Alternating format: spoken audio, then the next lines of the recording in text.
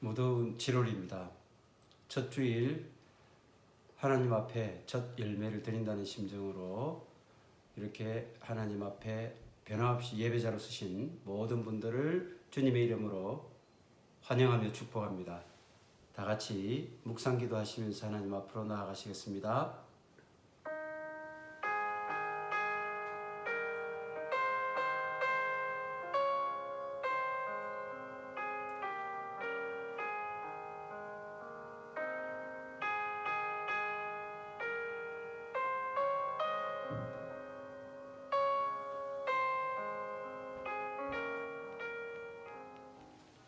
그날에 내가 다윗의 무너진 장막을 일으키고 그것들의 틈을 막으며 그 허물어진 것을 일으켜서 옛적과 같이 세우고 그들이 에돔의 남은 자와 내 이름으로 일컫는 만국을 기업을 얻게 하리라.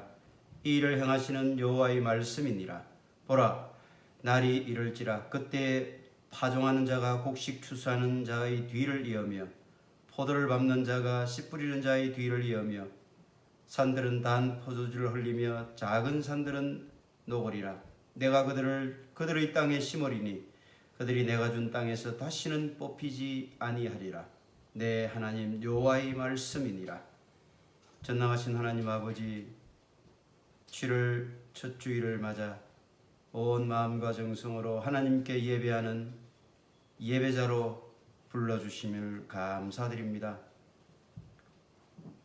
부족하고 허물투성인 저희들조차 끝까지 포기하지 않으시고 붙들어 인도해 주심을 생각하면 그 은혜가 얼마나 크고 놀라운지요. 청량할 수 없는 그 사랑과 자비하심에 다시 한번 감사와 영광을 올려드립니다. 우리가 어느 곳에 있든지 어떤 형편에 처해 있든지 언제나 하나님께 기도하는 심령 되게 하시고 말씀 듣는 영혼 되게 하시며 예배하는 저희들이 되게 하여 주시옵소서. 이 시간도 드리지는 모든 찬양과 경배를 주님 홀로 받으시고 저희들은 오직 신령과 진정의 예배를 드리는 주님의 백성 되게 인도하여 주시옵소서. 모든 것을 감사드리며 예수님 이름으로 기도드리옵나이다. 아멘. 다 같이 우리 사도신경 하시면서 신앙 고백 하겠습니다.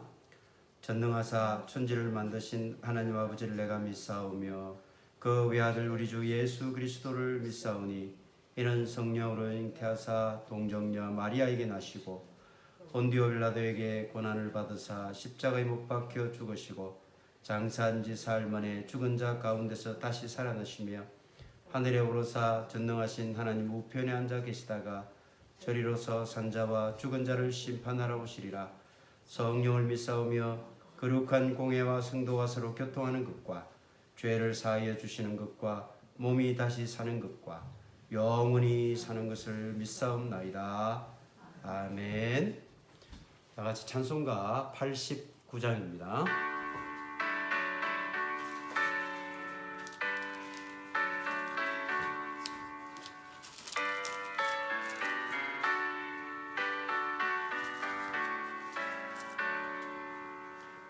서로 내건 예수 나의 마음에 거룩하고 아름답게 비소서. 내 생명이 참 사랑 당기로 가운데마다 풍겨나게 하소서. 예수 바로 내 것 나의 맘의 사랑으로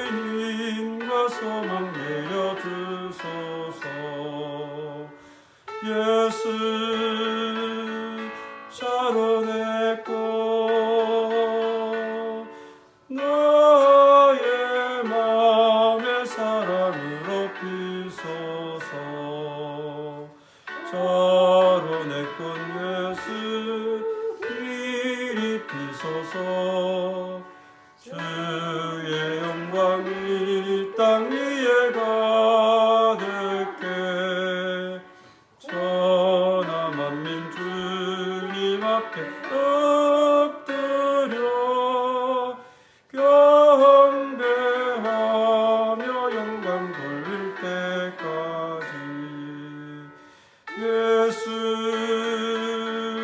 자로냈고 나의 맘에 사랑으로 비소서. 아멘. 오늘 우리에게 주시는 하나님의 말씀은 열왕기하 8장 16절부터 19절까지 말씀입니다.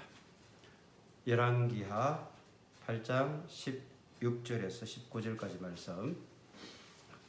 우리 각 가정에서 예배 드리시는 분들은 다 성경 말씀을 꼭 찾아서 해당 본문을 우리가 한 마음으로 또 한 목소리로 봉독할 수 있도록 했으면 좋겠습니다.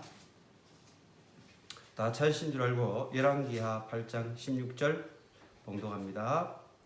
이스라엘의 왕 아합의 아들 요람 제5년에 여호사밧이 유다의 왕이 되었을 때에 유다의 왕 여호사밧의 아들 여호람이 왕이 되니라. 여호람이 왕이 될 때에 나이가 32세라. 예루살렘에서 8년 동안 통치하니라.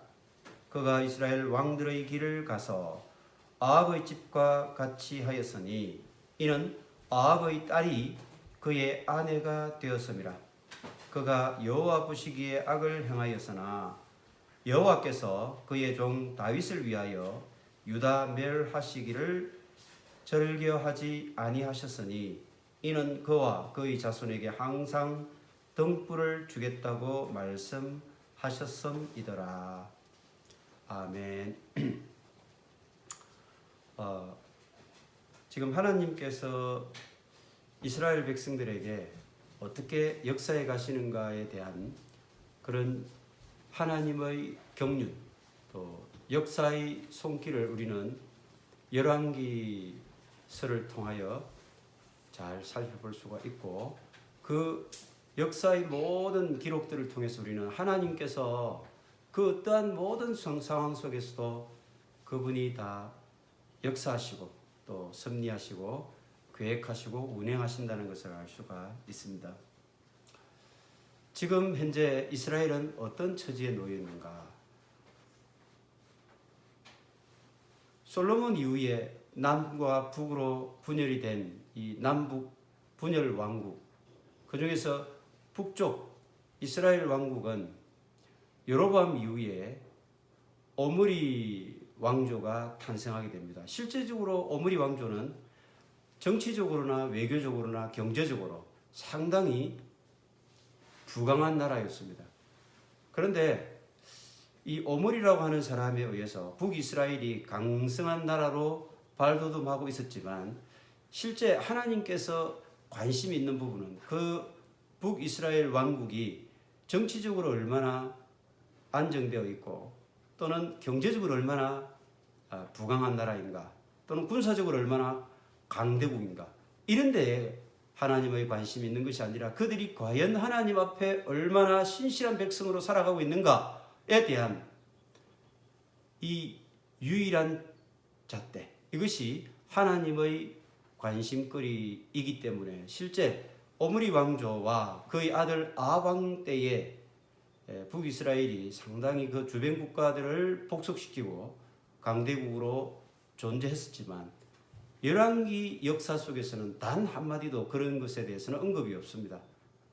오직 그들이 하나님 앞에 어떻게 살았는가, 또 하나님의 말씀을 통해서 그들이 얼마만큼 하나님의 대리자로서 하나님의 그 말씀대로 통치를 하였는가, 여기에 관심이 있을 뿐입니다. 그런데 아합이 이제 죽고 그의 아들 아하시아가 왕이 되었습니다. 아하시아는 그런데 병이 나서 그만 일찍 죽고 말았습니다. 그러니까 아하시아의 아들이 없는 관계로 그의 동생에 해당되는 요람이 왕이 되었습니다. 그래서 북이스라엘은 지금 현재 오므리가 새롭게 정변을 일으켜서 왕조의 시초를 닦고 그의 아들 아합이 왕이 되고 그리고 그의 아들 아하시아가 왕이 되었지만 1년 만에 죽고 다른 형제인 요람이 왕이 되어 지금 통치를 하고 있는 시대 상황을 우리가 생각해 볼 수 있겠습니다. 그런데 이 오므리가 참으로 정치적으로 경제적으로 또 군사적으로는 굉장히 북이스라엘 나라를 안정시키고 강대국으로 만들어 두었을지 모르지만 제일 중요한 것은 그 평안이라고 하는 것이 하나님께서 허락한 것이 아니라 인위적으로 인간의 논리와 인간의 생각과 인간의 어떤 여러 가지 지혜에서 나온 그런 평안이었다는 것이 문제였습니다. 왜 그렇습니까? 오므리가 그의 아들 아합이 장성해서 왕이 되었을 때 바로 그 아합의 아내 될 사람을 어디서 구했는가?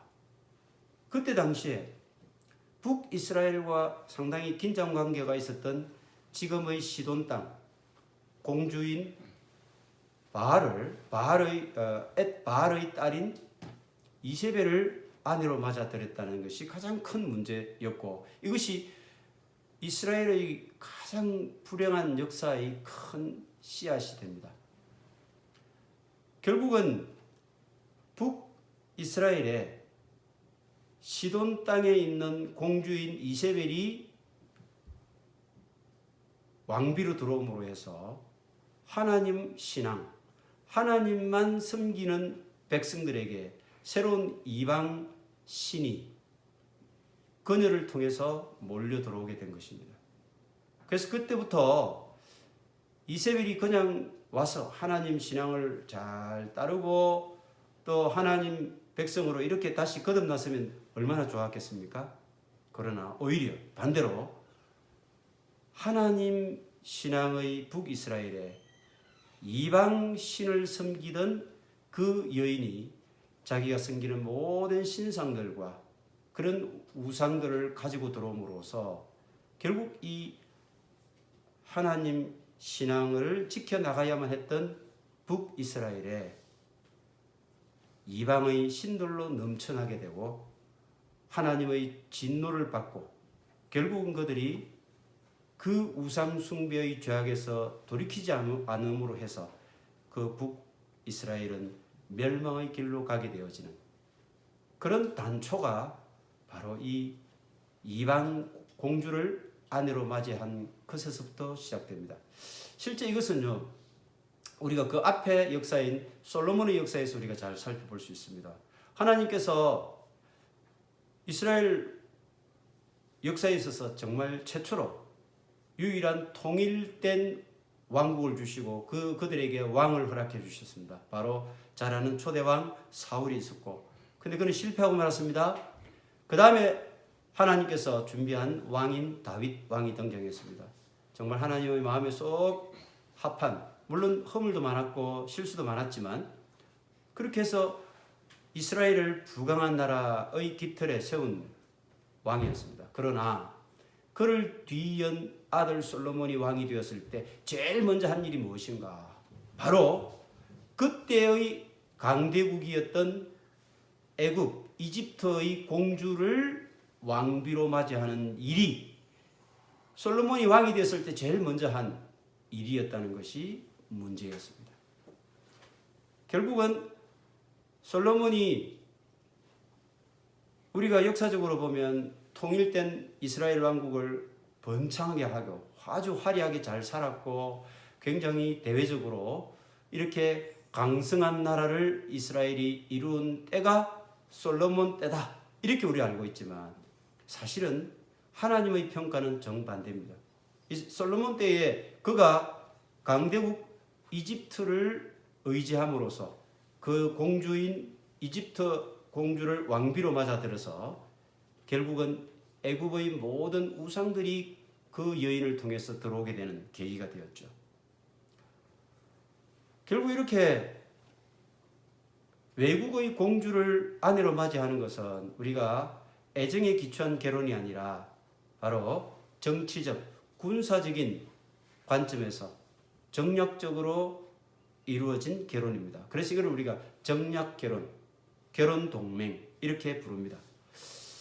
이렇게 정략적인 관점에서 이루어진 결혼, 그것은 정말 요즘 우리가 얘기하는 두 남녀 간의 사랑에 근거한 결혼이 아니라는 것입니다.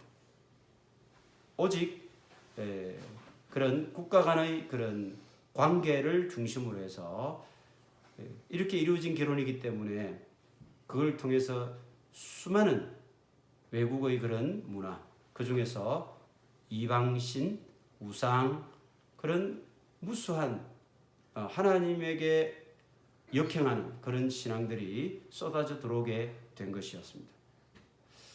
자, 이것은 이제 솔로몬의 가장 큰 과오였고, 그는 결국 나중에 후궁이 700명, 첩이 300명이나 되는 수많은 여인들을 거느리고 그 여인들의 우상 단지 속에서 국가를 멸망시키게 되는 불행한 왕이 되고 말았습니다. 왜냐하면 그렇게 해서 결국은 이스라엘은 남과 북으로 분열되지 않습니까? 그것을 생각해 본다면 북이스라엘이 하나님 앞에 정말 굳건히 있었으면 얼마나 좋았겠습니까? 그러나 아합은 오히려 정치 군사적인 동맹 관계를 감안해서 시돈 공주를 왕비로 이렇게 모셔드림으로써 결국은 북이스라엘이 멸망의 길로 치닫는 단초를 마련했다는 것을 우리는 잊지 말아야 한다는 것입니다. 자, 이제 아합이 남유다와 동맹을 맺습니다. 남유다의 그때 당시의 왕은 여호사밧 왕입니다. 그러니까 여호사밧과 북이스라엘의 왕 아합 사이에 동맹이 맺어지고 같이 동맹을 꾀한 상태에서 그들은 길르앗 라못이라고 하는 요단 동편에 있는 아주 중요한 요충지, 전략적 요충지를 같이 아람으로부터 수복하고자 동맹을 맺고 전쟁을 일으켰습니다. 결국 그 전쟁에서 아합은 적군의 화살에 맞고 죽임을 당하게 되죠. 그리고 그 여호사밧은 다시 돌아왔습니다만 결국 세월이 흐르고 여호사밧이 죽고 난 뒤에 그의 아들 여호람이 왕이 됩니다. 여호람이 또 통치가 끝나고 난 뒤에 그의 아들 아하시야가 왕이 됩니다. 지금 이제 계속해서 왕 이름이 비슷하거나 같거나 이렇게 반복되어 나오는데 북이스라엘의 아합의 아들이 아하시야 1년 통치하고 병이 들어 죽었고 다른 아들인 요람이 왕이 되었을 때 그때 남유다에서는 여호사밧의 아들 여호람이 왕이 됩니다. 그러면 결국 이 여호람이 어떻게 되었는가? 참 묘합니다. 남유다는요, 정말 유다 지파는 다윗의 직계 후손들입니다. 그러니까 남유다만큼은 북이스라엘처럼 외국의 우상들을 수용하지 않고 오직 하나님을 믿는 여호와 신앙을 지켜 나가리라고 생각했던 것입니다. 하나님께서 그렇게 또 원하셨고요. 그러나 남유다마저도 우상 숭배 속에 빠져들게 됩니다. 그 단초가 되는 것은 지금 북이스라엘의 왕인 아합과 남유다의 왕인 여호사밧이 동맹을 맺어서 길랏 라못을 정복하러 나갔다고 했지 않습니까? 그 두 왕은 좀 잘 지냈단 말이에요. 그러다 보니까 남유다의 여호사밧 아들이 왕이 되었을 때 그 아들은 여호람이라고 합니다. 여호람이 왕이 되었을 때 그때 그 여호람의 아내가 누가 되었냐? 그걸 가만히 생각해 보면 아합의 딸, 아합은 지금 아들이 아하시야가 왕이 되었었죠. 근데 1년 동안 다스리다 병이 나서 죽었습니다. 그러니까 다른 그 아들이 왕이 되어야 되는데 아들이 없이 죽었으니까 그의 다른 형제였던 요람이 왕이 됐습니다. 근데 요람이 왕이 되고 통치하고 있는 동안에 자, 남쪽에서는 요호람이 아버지 여호사밧을 이어서 왕이 되었어요. 요호람. 그런데 이 요호람이 왕이 되었을 때에 아내를 어디서 얻었느냐면 바로 아합의 딸을 아내로 맞이한 거예요. 아합이 누굽니까? 북이스라엘을 온 우상 천지로 만든 이세벨이라는 여자를 아내로 맞이한 정말 이스라엘의 역사에서 씻을 수 없는 큰 하나님 앞에 대역죄인과 같은 사람이 바로 아합입니다. 이 아합은요, 그냥 악의 화신이었고, 이 우상의 어떤 대표적인 인물이 아합이었습니다. 근데 그 아합의 딸이 누구냐면 아달랴. 성도 같아요. 아합, 딸, 아달랴. 아시였어. 아하시야. 이런 아시가 많이 나와요. 이 아시로 나가는 것은 다 사실은 여호와라고 하는 그런 야훼의 그 첫 글자를 딴 거거든요. 그럼 실제로는 이름에는 다 야훼, 여호와, 하나님의 이름들을 다 이렇게 넣으면서 실제 그들의 삶은 하나님과는 전혀 동떨어진 바알과 아세라와 같은 이런 우상을 섬기는 그런 참으로 하나님 보기에 가증스러운 악을 행하고 있었다는 것입니다. 이 아달랴가 바로 남유다 왕국의 여호람이라고 하는 이 왕의 아내가 됩니다. 자, 어떻게 될까요? 아달랴가 무엇을 보고 배웠겠습니까? 그의 어머니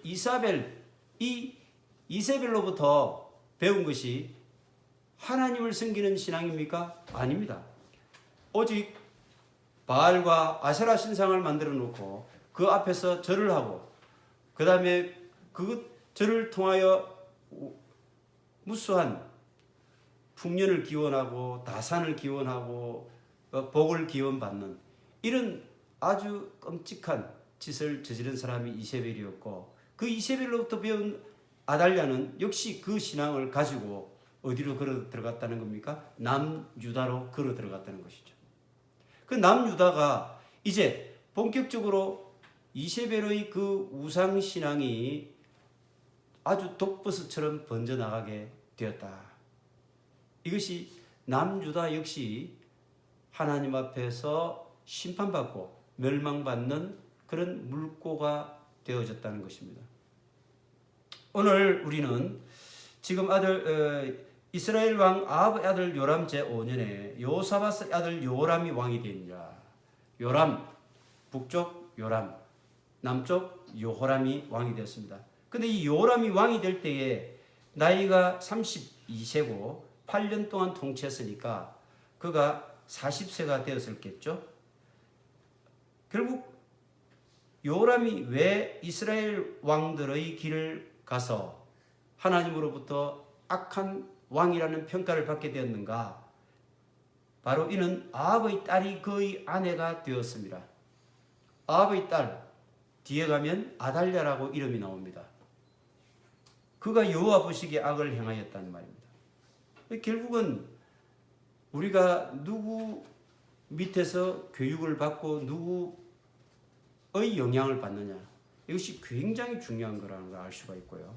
두 번째는 누구를 우리가 배우자로 선택하느냐에 따라서 그의 신앙이 바로 설 수도 있고 반대로 그의 신앙이 꼬꾸러질 수도 있다라고 하는 것을 말해주고 있습니다. 결국은 불행히도 그들이 외국의 공주를 아내로 맞이하면서 그 외국의 공주들이 하나님의 신앙으로 탈바꿈되면 좋았을 뻔했는데 반대로 오히려 그들의 신앙을 잃고 외국의 공주들이 들어옴으로써 그 외국 이방 신들을 섬기는 이방 문화의 진원지가 되어버리는 그런 역사를 지금 하나님께서는 경고하고 있는 것입니다. 우리는 룻과 같은 그런 아주 훌륭한 이방 여인들을 잘 알고 있습니다. 룻도 모압 여인이었지만 오히려 그가 섬기는 시어머니 나오미의 신앙을 본받았고 그 집안에서 시댁에서 섬기는 하나님 신앙에 크게 영향을 받아서 룻이 오히려 다윗의 조상이 되는 할머니가 정조 할머니가 되는 굉장히 놀라운 역사가 있지 않습니까? 그런데 오히려 이방 여인 쪽으로 기울어져서 하나님의 신앙을 떠난 그런 많은 왕들이 하나님으로부터 심판받고 이스라엘의 이 국가를 빼앗기게 되는 그런 길을 이 역사를 통해서 우리가 알 수가 있고 그걸 통해서 우리가 무엇을 깨달아야 되겠습니까? 그런데 하나님께서는 당장에 이 남쪽 유다만큼은 하나님 신앙을 지키기를 원했는데 여호람마저 이세벨이라고 하는 그 정말 악녀, 여기서 악녀는 못됐다, 성질이 못됐다 이런 것보다는 온갖 우상과 이방신을 섬기는 하나님 신앙에서 정말 가정스러운 그런 여인이었죠. 그 여인의 딸이 아내로 들어오는 바람에 남쪽 유다도 이제는 온 천지가 우상 문화로 뒤덮이게 되어지는 그런 시초가 되었다는 거. 그러면 하나님께서는 가만두겠습니까? 심판해야 되겠죠. 그런데 19절에 보니까 이렇게 했어요. 여호와께서 그의 종 다윗을 위하여 유다 멸하기를 즐겨하지 아니하셨으니 하나님께서 남유다도 딱 그냥 북이스라엘처럼 멸망시켜야 되는데 하나님께서는 그의 종 다윗을 위하여 다윗을 생각하니까 남유다를 딱 멸망을 시키기가 하나님께서는 정말 마음이 좀 참 편치 않으셨다는 것입니다. 그래서 이는 그와 그의 자손에게 다윗과 다윗의 자손에게 항상 등불을 주겠다고 말씀하셨음이더라. 등불을 주겠다고 말씀하셨다는 거예요. 그럼 이 등불이 무엇일까? 지금 현재 이 열왕기를 포로지에 있는 이스라엘 백성들이 읽고 있습니다. 듣고 있습니다. 왜 우리 민족이 이렇게 멸망당하고 이방 민족 바벨론의 손에 체포되어서 노예로 끌려왔을까? 왜 우리 하나님 우리의 신인 여호와는 바벨론 군대에 대항해서 싸워보지도 못하고 철저하게 패하고 말았는가? 그래서 우리는 국가를 잃어버리고 이렇게 떠돌이 신세가 된 노예 이 비참한 노예 신세가 되었을까? 이런 생각을 하면서 이 열왕기라고 하는 역사를 읽었을 거란 말이에요. 그랬을 때 하나님께서 남유다를 멸하기를 절개하지 아니하셨다. 왜 그랬을까? 다윗과의 하나님의 약속 때문에 그랬단 말이에요. 다윗에게 뭘 주겠다고 약속하셨다고 했습니까?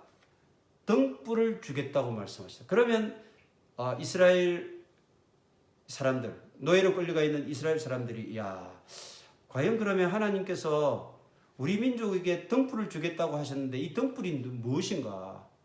어떤 등불을 말할까? 이런 궁금증을 가지고 아마 이 역사를 읽고 들었을 것입니다.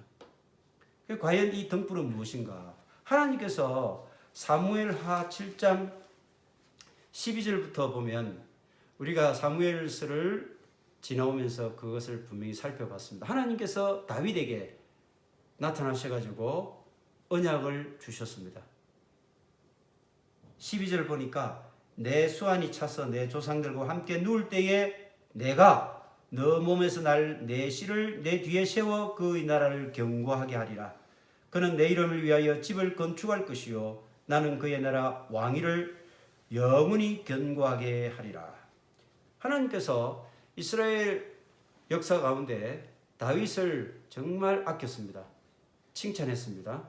인정했습니다.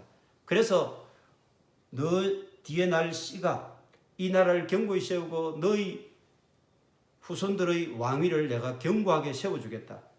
멸하지 않겠다는 약속을 하셨다는 거예요. 그래서 16절에 보니까 내 집과 내 나라가 내 앞에서 영원히 보존되고 내 왕위가 영원히 견고하리라. 하나님께서 이렇게 다윗에게 약속해 주셨습니다. 이른바 우리가 다윗 언약이라고 하거든요. 하나님께서 그런 약속을 하셨기 때문에 하나님은 남유다를 정말 이렇게 죄악 가운데 빠져서 심판을 딱 내려서 징계를 해서 멸망시키기를 원하셨지만 이 약속 때문에 하나님께서는 남유다를 바로 멸망시키지 않았습니다. 그러면 항상 등불을 주겠다고 하신 이 말씀이 어떤 말씀인가? 하나님의 역사는 정말 빈틈이 없습니다. 빈틈이 없습니다. 아까 우리는 아합이라고 하는 이 왕에 대해서 몇 번 이야기를 했습니다. 아합은 그의 아버지가 오므리입니다. 그래서 오므리가 다이너스티, 왕조를 창조했습니다. 그러니까 뭐 아합이 왕이 되었고 그의 아들 아하시야가 왕이 되었고 죽고 다른 아들 요람이 왕이 되었고 그런데요. 이렇게 4대로서 그 아합 왕조는 끝이 납니다. 왜? 바로 요람이라고 하는 왕이 하나님 보시기에 너무너무 끔찍한 우상 숭배하고 악을 행했기 때문에 그를 하나님께서는 멸하기로 작정하셨습니다. 그래서 그 요람은 누구에 의해서 죽느냐? 예후라고 하는 장군에 의해서 죽임을 당합니다. 그래서 본문을 쭉 이렇게 우리가 역사를 더듬어 보면 예후라고 하는 장군이 길르앗 라못이라고 하는 전략적 요충지를 우리는 기억하고 있습니다. 길르앗 라못에 예후라는 이 군대 장관을 보내서 전쟁을 벌이고 있었는데 하나님께서 예후 장군에게 기름을 붓게 해서 그를 북이스라엘의 왕이 되게 하십니다. 그럼 결국은 예후가 왕이 된다는 것은 뭘 뜻합니까? 지금 현재 있는 이스라엘 왕을 없애고 그 왕 대신에 예후라고 하는 장군이 왕이 된다는 것이기 때문에 사실은 왕의 입장에서 보면 뭐가 됩니까? 반역이 되는 거고 모반이 되는 거고 구테타가 되는 것이죠. 이 구테타를 일으켜서 왕이 되게 하시는 거예요. 하나님이. 실제 그런 역사를 이미 예언하고 계셨습니다. 그래서 열왕기상 19장 15절에 보니까 이렇게 했습니다. 엘리야 선지자를 우리는 알죠. 엘리사 선지자의 스승인 엘리야에게 하나님께서 이렇게 했습니다. 열왕기상 19장 15절에 여호와께서 그에게 이르시되 즉 엘리야 선지자에게 뭐라고 이르셨냐면 너는 네 길을 돌이켜 광야를 통하여 다메섹에 가서 이르거든 하사엘에게 기름을 부어 아람의 왕이 되게 하고 지금 현재 아람 왕은 벤하닷이라고 하는 왕입니다. 벤하닷이 왕이었는데 하사엘에게 기름 부어서 아람의 왕이 되게 해라. 그것도 무슨 말입니까? 곧 벤하닷을 제거하고 그의 부하 장수였던 하사엘이 왕이 되어지는 역사가 일어나게 됩니다. 이것은 다 하나님께서 다 예고하셨고 예언하셨고 하나님께서 다 준비하신 역사의 이 시나리오, 역사의 진행이었습니다. 그리고 16절에 보면 너는 또 님시 아들 예후에게 기름을 부어 이스라엘의 왕이 되게 하고 여기 이스라엘은 북이스라엘 말합니다. 북이스라엘의 왕이 누가 된다고요? 예후가 기름 부음을 받아서 왕이 된다. 지금 북이스라엘 왕은 누굽니까? 아합의 아들인 요람이 왕이에요. 지금 현재. 그러니까 오므리 아들 아합, 아들 아하시야, 다른 아들 요람 이렇게 쭉 왕이 정통으로 이어져 오고 있는데 하나님께서는 이미 그 전에 엘리사 선지자에게 너는 가서 예후에게 기름을 부어 왕이 되게 하고 그 말은 예후가 장군이었는데 그에게 기름을 붓는 순간 그의 왕 요람을 제거하고 그가 혁명을 일으켜서 구테타로 왕이 된다는 그런 예언을 하나님께서 미리 준비하셨고 진행해 가고 있는 것입니다. 또 보니까 하나님께서는 자, 또 아벨 모홀라 사바스의 아들 엘리사에게 기름을 부어 너를 대신하여 선지자가 되게 하라. 엘리야를 대신해서 엘리사 선지자를 세우라고 이미 예언하셨습니다. 그러니까 그 뒤에는 열왕기 하로 넘어가면서 엘리야는 불수레 타고 해오리 바람으로 불수레에 이끌려서 하나님 나라로 올라갔죠. 그 뒤에 선지자가 엘리사가 되었어요. 그러니까 그는 성취가 되었죠. 그 다음에 그 뒤에 보면 아람 북쪽의 강대국이었던 아람의 왕 베나닷을 제거하고 그의 부하 장수였던 하사일이 왕이 됩니다. 이것도 성취됩니다. 그리고 북이스라엘의 왕이었던 요람을 누가 그의 부하 장수였던 예후가 제거하고 예후가 왕이 된다는 것입니다. 그래서 실제 북이스라엘의 역사에 있어서는 오므리 왕조는 4대에서 끝나버리고요. 예후라고 하는 장군이 왕이 되어지게 됩니다. 사실은 이 예후 장군은 정말 유일하게 북이스라엘 왕으로서는 유일하게 기름 부어서 왕이 되어지는 첫 왕입니다.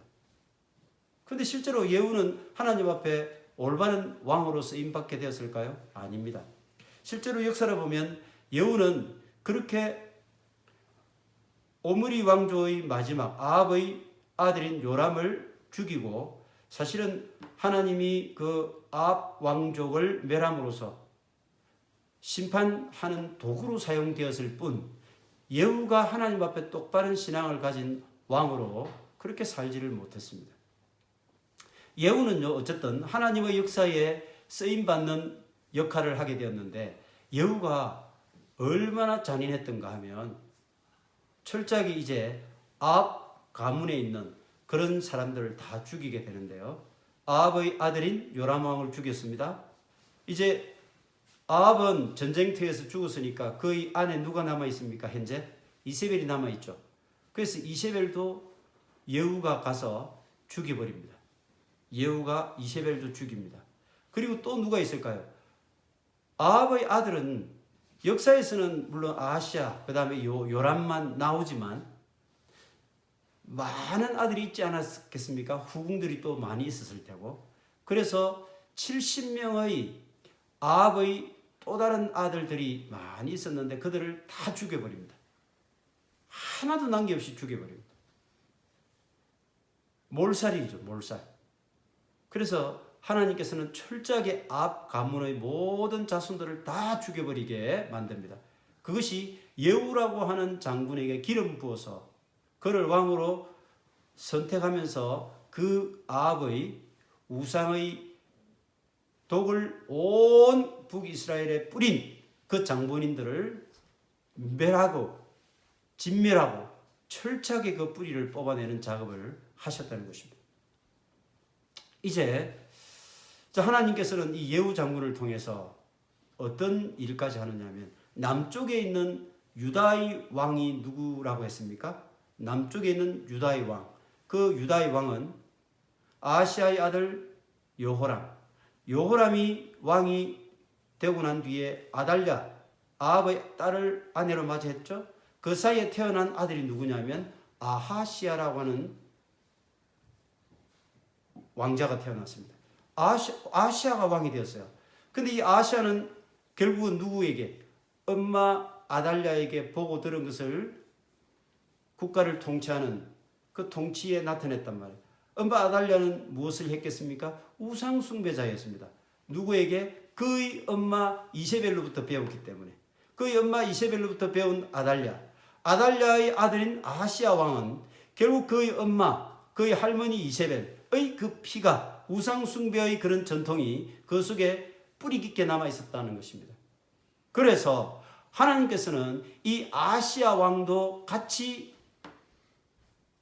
제거합니다.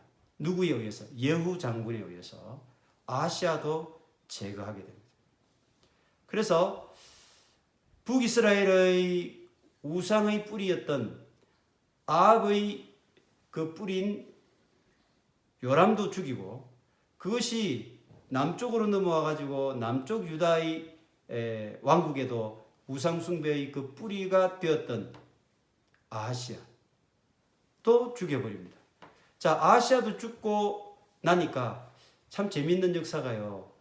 이 아하시아의 어머니가 누구라고 했습니까? 이세벨의 딸인 아달랴죠.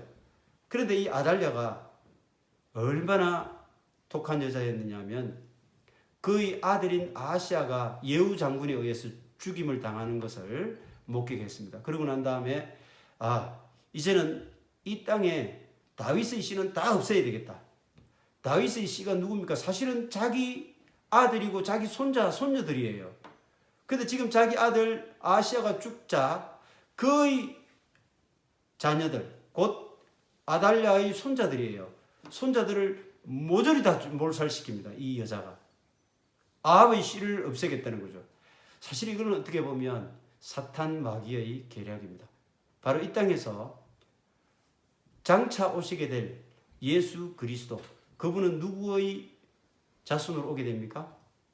다윗의 자손이에요. 그래서 우리는 신약에서 다윗의 자손 예수 그리스도여 저를 불쌍히 여기십시오, 이렇게 소경이 길을 가던 예수님을 향해서 외치지 않습니까? 다윗의 자손. 그러면 다윗의 씨를 없애버려야 된다는 거예요. 사탄이 이미 계획했던 게 그거예요. 다윗의 씨를 다 모조리 없애버리고 나면 그의 씨를 통해서 이 땅에 구세주로 오실 예수 그리스도의 그 길을 막아버리려고 했던 것이죠. 그런데 하나님의 역사는 놀랍죠. 결국 그 모든 씨를 다 없애는 과정에서도 하나님은 마지막 한 명의 씨를 남겨두었습니다. 왜? 하나님께서 다윗 가문을 멸하지 않겠다고 약속하셨지 않습니까? 그래서 그 마지막 씨가 아달랴에 의해서 다 죽임을 당하는 와중에 아하시아 왕의 누나에 해당되는, 그 누나에 해당되는 그 여인이 우리 엄마가 해도 너무한다, 이런 생각을 했겠죠. 그래서 아하시아 왕은 죽었지만, 예후 장군에 의해서 죽었지만, 그 엄마인 아달랴가 하는 짓이 너무 악한 거예요. 그래서 그의 딸이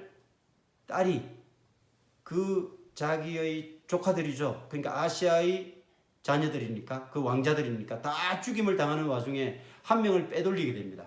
몰래 빼돌리게 되는데요. 그 왕이 요아스 왕입니다. 요아스 왕자인데 그 젖먹이 요아스를 빼돌려서 어디에 숨기느냐 하면 하나님 성전에다 딱 숨겨놔요. 몇 년 동안? 6년 동안. 하나님 성전에다가 그 어린 요아스 갓난쟁이에요. 그래서 아하시아가 여러 왕자가 있었지만 다 죽임을 당한 와중에 그 갓난쟁이 요아스를 하나님 성전에 숨겨서 그가 유일하게 생존하도록 만들었습니다. 그리고 사실은 6년 뒤에 이제 어느 정도 왕자가 이제 우리 하엘처럼 이렇게 자라게 되었을 때, 그만큼 자라서 이제 걸어 다니게 되었을 때, 그 성전에 있었던 여호사밧이라고 하는 제사장이 성전을 지키는 장수들에게 명령합니다. 너희들은 이제 저 아달랴를 죽이고 그에 속한 모든 악한 바알 추종자들을 다 모아서 죽여라, 이렇게 얘기를 합니다. 그래서 결국은 이제 6년 뒤에 아달랴가 죽임을 당하죠. 그래서요, 그러면 6년 동안 왕자 요아스가 하나님 성전에 숨어서 젖을 먹으면서 자랐겠죠. 그 6년 동안은 누가 통치를 했을까요? 바로 그의 할머니 아달랴가 통치를 했다는 거예요. 아달랴는 여인이죠. 이스라엘 역사에서 유일하게 여왕이 통치하던 시대가 바로 이 시대입니다. 그래서 이스라엘 남북 왕국을 다 틀어서요, 여자가 유일하게 왕이 된 때가 아달랴가 6년 동안 통치하던 이 시대고, 그 6년 동안은 그의 아들 아하시아가 죽음으로써 그의 손자들을 다 멸족시킨다고 생각했는데, 한 명인 요아스만 하나님 성전에 숨어서 있다가 6년 동안 제사장의 손에 자라고, 그 6년 뒤에 딱 나타나서 이렇게 이제 오히려 그 아달랴가 제거당하는. 그 하나님의 씨는 이렇게 면면히 이어져 왔다는 것입니다. 우리는 계시록 21장 23절을 통해서 과연 이게 하나님께서 등불을 남겨두시겠다고 하신 이 등불은 과연 무엇인가? 요한계시록 21장 23절 말씀을 제가 읽어보겠습니다. 그 성은 예루살렘 성이에요. 새 예루살렘 성, 새 하늘과 새 땅이 도래한 그 새 예루살렘 성, 그 예루살렘 성은 해나 달의 비침이 쓸데없으니 해, 달이 필요 없다는 겁니다. 그런 빛이 필요 없다는 겁니다. 왜? 이는 하나님의 영광이 비치고 어린 양이 그 등불이 되심이라. 어린 양이 그 등불이 되심이라. 어린 양 누굽니까? 예수 그리스도. 장차 이제 우리가 맞이하게 될 우리가 죽어서 갈 천국 또 그런 곳이지만 혹시 우리가 살아생전에 예수 그리스도 그분이 재림하게 되면 우리에게 새 예루살렘 성, 새 하늘 새 땅이 도래하게 될 텐데 그 새 하늘 새 땅, 새 예루살렘 성은 어떤 성이냐? 그곳은 해와 달이 필요 없는 곳이에요. 지금처럼 이렇게 많은 전기를 쓰면서 불을 밝힐 필요가 없습니다. 왜? 어린 양 예수 그리스도 그분이 등불이 되어 두시고 그분이 모든 빛의 근원이 되어 주시기 때문에 그곳은 사시사철 그분으로 말미암아 밝은 곳이 된다는 것입니다. 그래서 우리가 늘 찬양 가운데 햇빛보다 더 밝은 곳, 그곳 천국은 햇빛보다 더 밝은 곳이다. 왜? 예수 그리스도 그분이 등불이 되시기 때문입니다. 그래서 오늘 이 열왕기하에서 언급하고 있는 항상 하나님께서 등불을 주시겠다고 약속하셨던 이 등불은 누구입니까? 바로 예수 그리스도입니다. 실제로 이 예언처럼 이 이스라엘 역사의 과정에서도 700년 후에, 자, 700년 후에 북이스라엘은 722년 기원전 BC 722년에 북쪽 아수르에게 멸망을 당합니다. 그리고 남유다는 BC 586년에 또 아수르 밑에 자라고 있었던 강대국이었던 바벨론에 의해서 멸망당하게 됩니다. 그렇지만 결국 그 700년 후에 이 땅에는 등불로 예수 그리스도 그분이 온 인류의 구세주로 이 땅에 오시게 됩니다. 하나님의 예언은 빈틈이 없습니다. 하나님께서 심판도 빈틈이 없으시지만 하나님께서 하신 약속은 1.1획도 시건치 아니하신 그 말씀을 우리가 살펴볼 수 있고 이 역사를 통해서 정확하게 우리가 깨달을 수 있습니다. 그래서 아합은 이세벨과 더불어 이 땅에서 우상 숭배자의 대표적인 악인으로 하나님의 심판을 받고 사라지게 됩니다. 그것도 나봇의 포도원 땅에서 말이죠. 나봇의 포도원을 빼앗았던 이 악한 짓이 나봇의 포도원에서 그 핏값으로 그 부부는 죽고 그 살을 뜸은 공중의 새가 먹고 들개들이 뜯어먹는 끔찍한 최후를 맞이하게 되었다는 것입니다.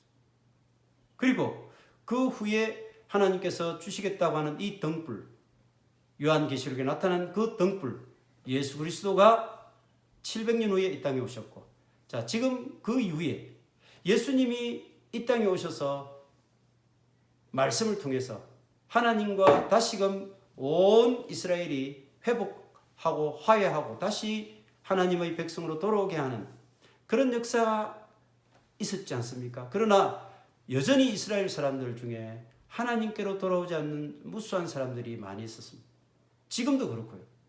예수 그리스도를 통하지 않고는 하나님과 화해할 수 없고 하나님께 돌아올 수가 없는데 2000년이 지난 지금 이제는 주후 2000 벌써 22년입니다. 2000년이 지났어요. 그래서 하나님께서 이제는 2000년이 지난 이 역사 속에서도 여전히 하나님이 약속하셨던 그 등불을 오늘도 우리에게 주시겠다고 약속하십니다. 어떻게? 예수님은 가시겠다고 하신 그 모습 그대로 다시 너희들에게 오겠다라고 이렇게 약속하지 않았습니까? 재림으로 우리에게 약속하셨습니다. 그러니까 하나님께서는 그 예수 그리스도의 이 땅에 오심 700년 후에, 그리고 거기서부터 2000년이 지난 오늘날 우리에게도 역시 예수님께서 재림으로 이 땅에 등불로 여전히 오시겠다고 약속하고 계시고, 그 약속을 하나님께서는 때를 따라 지금 어느 때가 좋을까 이것을 저울질하고 계실 줄 믿습니다. 우리는 이제 본문 역사를 통해서 이스라엘의 많은 이런 왕들의 역사를 통해서 제가 이렇게 설명을 했습니다만은 참 이게 복잡하죠. 공부를 해야 됩니다.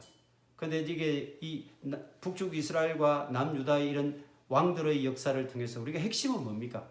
결국 하나님을 떠나게 되면 하나님의 심판을 받는 거예요.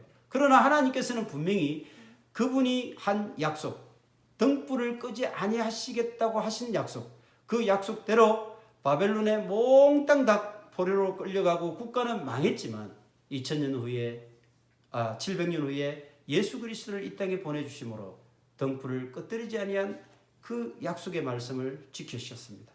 그럼 그 약속의 말씀이 2000년이 지난 지금은 어떻을까요? 예수 그리스도 그분이 우리에게 다시 재림주로 오실 것을 우리가 믿는 거죠. 그래서 그 예수님은 이제 반드시 이 땅에 재림주로 오실 것입니다. 우리가 그것을 믿어야 한다는 것이죠. 왜? 역사를 통해서 우리가 지금까지 하나님의 말씀에 충실한 그 역사를 우리가 살펴보지 않았습니까? 하나님은 그 약속에 조금 더 시건치 않으시고, 그 약속을 조금 더 변개치 않으시고, 약속에 조금 더 흐트러짐이 없는 분입니다. 믿음이라고 하는 것이 무엇입니까, 여러분? 거대한 이 세계를 뒤덮고 있는 이 세계의 물결, 가치관, 세계관, 문화, 이런 모든 세계관의 물결 속에서도 그 물결에 떠밀리지 않는 것이 바로 믿음이에요. 믿음이라고 하는 것은 세상은 이렇게 막 물결이 흘러가고 있지만 나는 그 물결과 거슬러서 오직 하나님만 바라보고 예수 그리스도의 십자가만 붙잡는 그런 믿음의 맷집, 믿음의 든든한 하체 근력이 필요하다는 것입니다. 이것이 믿음이라고 하는 것입니다. 믿음. 그래서 지금의 전쟁은 우크라이나와 러시아의 전쟁이라고 사람들은 알고 있지만 아니에요. 지금의 전쟁은 무슨 전쟁일까요? 세계관 전쟁이고 가치관의 전쟁입니다. 우리가 어떤 세계관과 가치관을 가지고 살아갈 것인가? 그런데 세상 사람들의 그런 가치관과 세계관에 휩쓸려 들어가는, 그래서 멸망할 그런 이스라엘의 역사를 우리가 되풀이할 것인가? 아니면 그 세계관과 가치관을 거슬러서 오직 하나님 신앙을 붙잡는 그런 참된 믿음의 생명력으로 살아갈 것인가? 그것이 우리 앞에 주어진 선택의 기로라고 하는 것입니다. 이제 우리는 믿음을 갖기 위해서 노력해야 됩니다. 믿음의 맷집을 키워야 된다는 것입니다. 그래서 늘 기도하고 언제나 우리는 말씀을 묵상하고 때를 따라서 늘 변함없이 우리가 하나님 앞에 예배하고, 이것을 게을리해서는 절대 안 됩니다. 그래서 세상 사람들이 주장하는 동성애니, 그 다음에 또 모든 종교가 하나가 되어야 한다느니, 이런 세상의 풍조, 사조에 결코 흔들리지 말아야 할 것입니다. 이 시대가 아무리 칠흑같이 어두운 밤을 맞이하고 있고 그 어두운 시대에 우리가 내던져져서 살아가고 있다 할지라도 우리는 결단코 하나님께서 우리에게 하셨던 등불을 주겠다는 약속의 말씀을 잊지 말아야 할 것이고, 그 등불을 기다리며 소망하며 이 세상의 물결에 거슬려서 이 세상의 풍조에 휩쓸리지 않는 그런 믿음의 신실한 백성으로 모두 살아가는 그런 승리의 한 주간 되시기를 주의 이름으로 간절히 축원드립니다. 아멘. 자, 우리 다 같이 오늘 말씀을 생각하며 찬송가 508장입니다.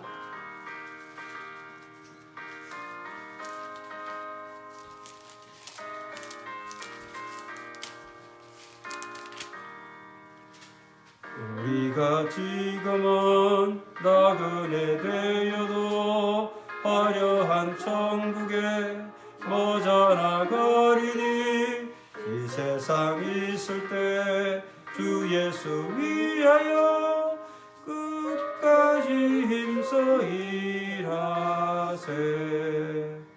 주 내게 부탁하시니 천사도 흠모하겠네. 화목해 하라신 그 주의 말씀을 온 세상 널리 전하세. 3절입니다. 인생의 복락과 천국에 갈 길을 만 백성 알도록 나가서 전하세.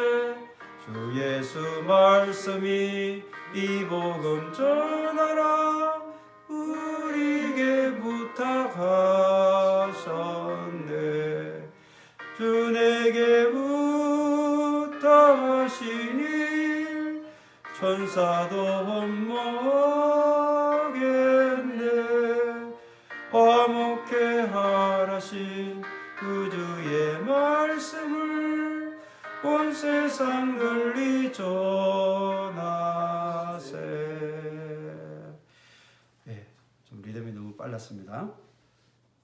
자, 우리가 오늘 주신 말씀처럼 세상의 물결에 흔들리지 않고 세상의 풍조에 떠밀려 가지 않는 그런 믿음의 아주 든든한 근력을 키우고 맷집을 키워서 정말 하나님 기뻐하시는 삶을 사는 승리의 주인공들이 다 되시기를 축원드리면서 우리가 같이 그런 삶을 사는 하나님의 자녀가 되겠다 하는 그런 마음으로 같이 한 마음으로 기도했으면 좋겠습니다.